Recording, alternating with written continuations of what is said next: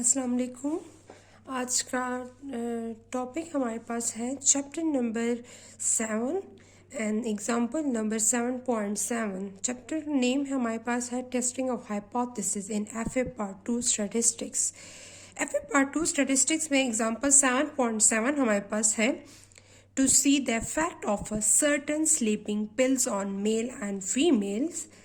Two independent samples were taken and the following data were recorded.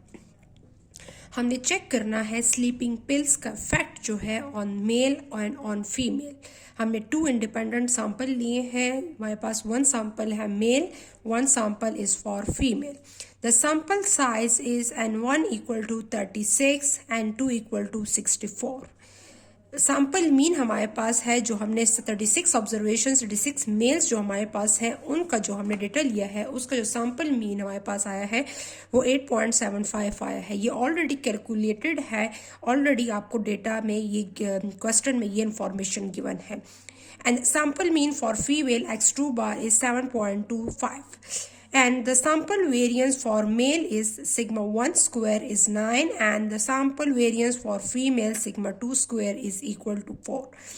अब हमारे पास sample size, sample mean and sample variance information हमारे पास given है और हमने इस इंफॉर्मेशन को यूटिलाइज करना है और हमने चेक करना है जिस 2 सैंपल्स इन दोनों सैंपल्स का जो हमारे पास उसका स्लीपिंग पिल्स का जो इफेक्ट है वो हमारे पास इफेक्टिव है कि नहीं है, मीन्स हमारे पास इट्स अ सिग्निफिकेंट और नो। द टेस्ट हमने करना है test H0 μ1 equal to μ2 against alternative hypothesis μ1 is not equal to μ2 at level of significance is 0.05 mean 5% level of significance। ठीक है, अब हमने क्या करना है इस क्वेश्चन में हमने ये चेक करना है कि हमारे पास जो ये इनका जो स्लीपिंग पिल्स का इफेक्ट है for male and for female are same और नो। इन दोनों का इफेक्ट जो है वो सेम है कि इन दोनों का इफेक्ट जो है वो डिफरेंट है। और लेवल ऑफ सिग्निफिकेंस हमने 5% लेना है। इन केस अगर 5% से एरर इंक्रीज होता है तो हमने हाइपोथेसिस को हम अपने रिजेक्ट करेंगे। क्लियर? इस क्वेश्चन में हमारे पास हमने 2 सैंपल्स को लिया है। इस 2 सैंपल को हमने टेस्ट करना है। हमारे पास नल हाइपोथेसिस क्या है? Null hypothesis is μ1 equal to μ2 against the alternative μ1 is not equal to μ2। ठीक है, या आप μ1 equal to μ2 भी लिख सकते हैं या μ1 अगर इसको आप इधर शिफ्ट करते हैं तो μ1 minus μ2 is equal to 0।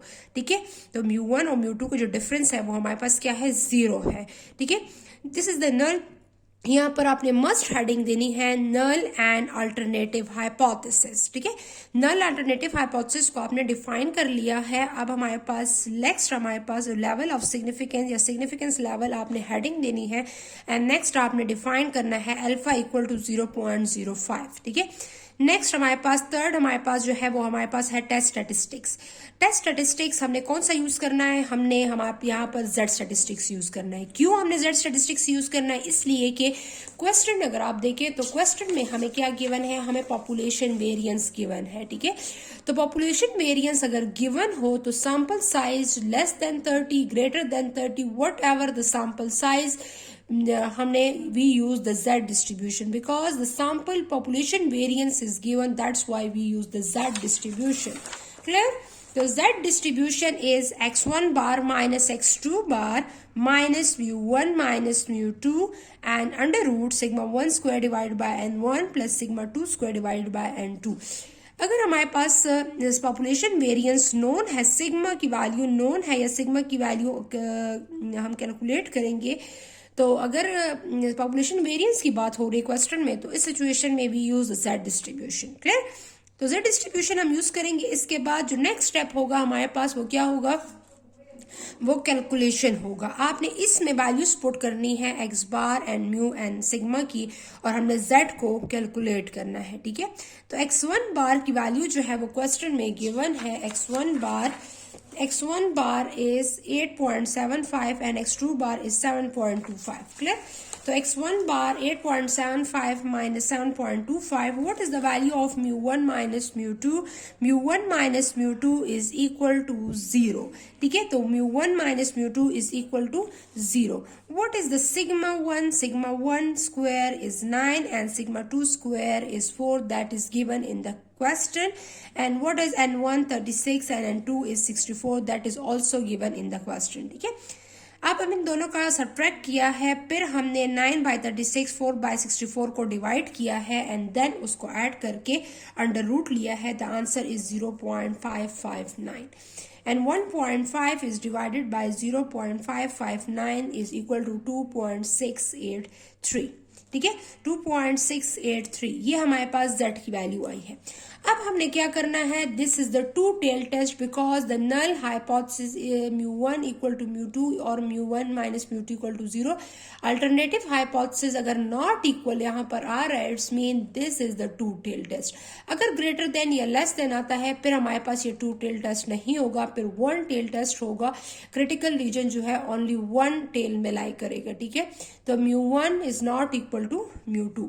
तो यहाँ पर हमारे पास क्या है, z की वैल्यू 2.683 z की वैल्यू जो आई है. अब हमने इसके लिए क्या करना है, हमने इसके लिए क्रिटिकल रीजन डिफाइन करना है. This critical reason less than greater than. अगर आपको ये कंफ्यूजिंग लगता है तो मैं आपको कैलकुलेट करके बताती हूँ कि क्रिटिकल रीजन हमने किस तरह कैलकुलेट करना है. ठीक है, हम क्रिटिकल रीजन यहाँ पर मैं इजी इन सिंपल वे से आपको समझाती हूँ कि क्रिटिकल रीजन आपने किस तरह कैलकुलेट करना है. This step is the fifth number step. The critical region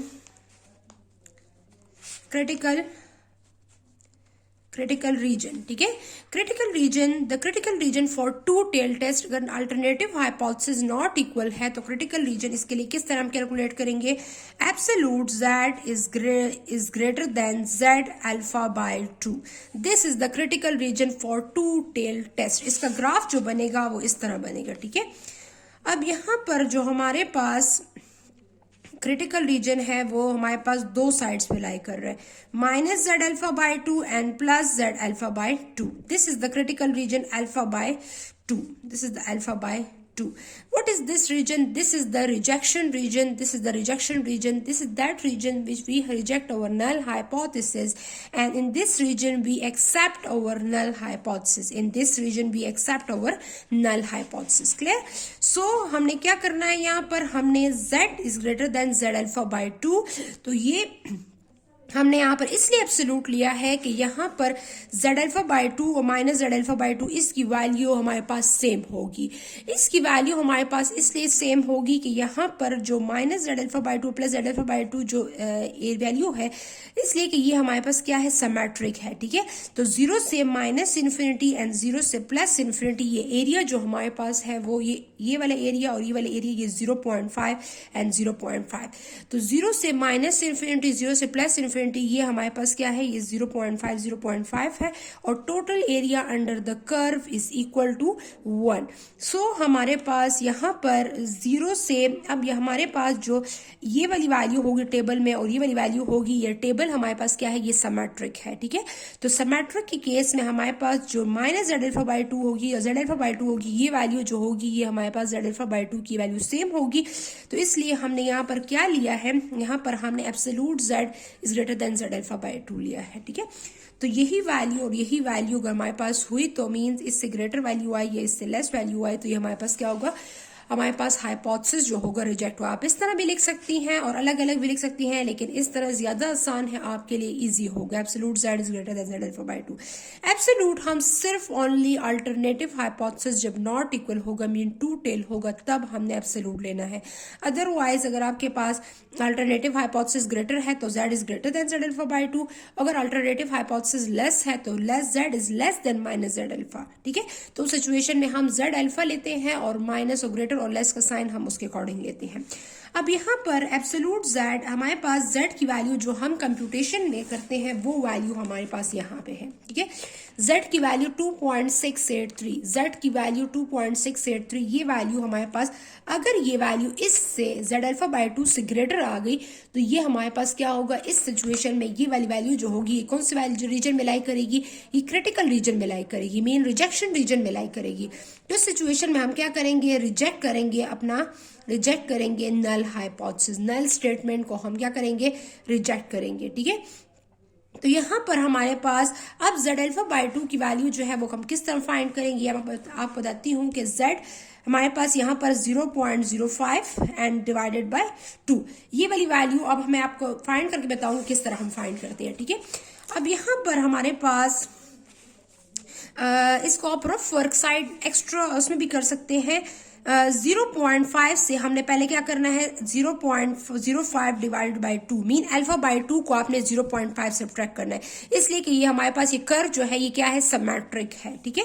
तो इसलिए हम यहाँ पर हाफ इसकी इस वैल्यू फाइंड करें तो ये एरिया कितना है 0.5, तो इसकी और इसकी वैल्यू जो यूजुअली सेम होती है, तो इसलिए हम सिर्फ इस एरिया की बात कर रहे हैं कि इस एरिया में ये एरिया जो है वो 0.5 है, ये एरिया टोटल 0.5, तो 0.5 में अल्फा बाई 2 को हम इसको सब्ट्रैक्ट करेंगे, तो 0 से z अल्फा बाई 2 ये वाली एरिया की हम z अल्फा बाई 2 की वैल्यू फाइंड कर लेंगे। अब हमारे पास क्या है, 0.5 में हमने इसको सब डिवाइड किया, 0.025 आया, तो 0.025 जो मैं इसको सब्ट्रैक्ट करूंगी तो 0.475 आएगा। अब मैंने इस वैल्यू को टेबल की बॉडी में सर्च करना है, और टेबल की बॉडी में आप सर्च करेंगी, हमारे पास इसी बुक में हमारे पास टेबल पेज नंबर 124 है, 0.475, इस वैल्यू को आपने टेबल की बॉडी में सर्च करना है, 0.475। तो 0.475 ये वाली वैल्यू जो है ये किस रो में और किस कॉलम में लाई कर रही है, तो ये कौन से रो में लाई कर रही है, 1.9, और किस कॉलम में लाई कर रही है, 6 में लाई कर रही है। तो 1.9 और 0.06, ये यूजुअली ये कॉलम जो है ये क्या है, ये हमारे पास 0.06 है, ठीक है। तो 1.9 प्लस 0.06 इसको ऐड कर लें तो 1.96 ही आएगा। तो टेबल की बॉडी में सर्च करेंगे, जिस कॉलम में लाई कर रहा है उसको आपने लिख लेना है कि z अल्फा बाई 2 की कौन सी वैल्यू आ रही है, यहाँ पर z अल्फा बाई 2 की जो वैल्यू आ रही है 0.475 कहाँ पे लाई कर रहा है, 1.96 में लाई कर रहा है, ठीक है। तो 1.96 दिस वैल्यू, ये हमारे पास ये वैल्यू आप यहाँ पर लिख लेंगी 1.96। अगर z की वैल्यू इससे ग्रेटर आती है तो हमारे पास कंक्लूजन में हम लिखेंगे रिजेक्ट ओवर नल हाइपोथेसिस। अगर z की वैल्यू लेस देन आती है 1.96 से तो हम अपना हाइपोथेसिस रिजेक्ट नहीं करेंगे, ठीक है।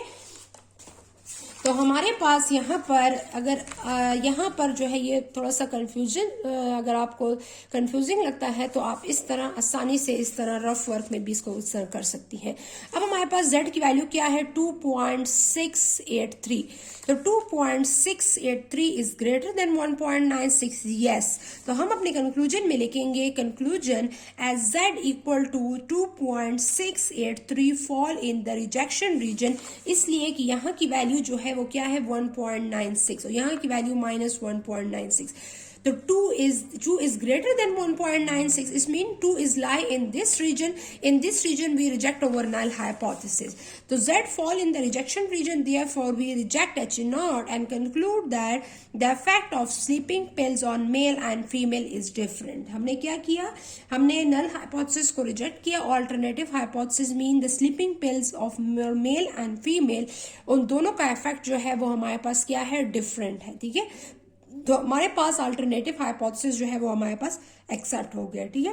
तो इस क्वेश्चन में आपने 6 स्टेप्स करने हैं और इन 6 के 6 स्टेप्स में आपने यहाँ पर हेडिंग देनी है, जिस तरह यहाँ पर है क्रिटिकल रीजन, कंक्लूजन, कैलकुलेशन, इस तरह आपने यहाँ पर हेडिंग देनी है टेस्ट स्टैटिस्टिक्स, यहाँ पर हेडिंग देनी है लेवल ऑफ सिग्निफिकेंस एंड यहाँ पर हेडिंग देनी है नल एंड अल्टरनेटिव हाइपोथेसिस। तो आपने ये सारा क्वेश्चन में 6 स्टेप्स हैं, इस 6 के 6 स्टेप्स से आपने इस क्वेश्चन को सॉल्व करना है, ठीक है। तो यहाँ पर हमने इस क्वेश्चन को सॉल्व किया है Z डिस्ट्रीब्यूशन से, because the population variance is known, ठीक है। Thank you, Allah Hafiz.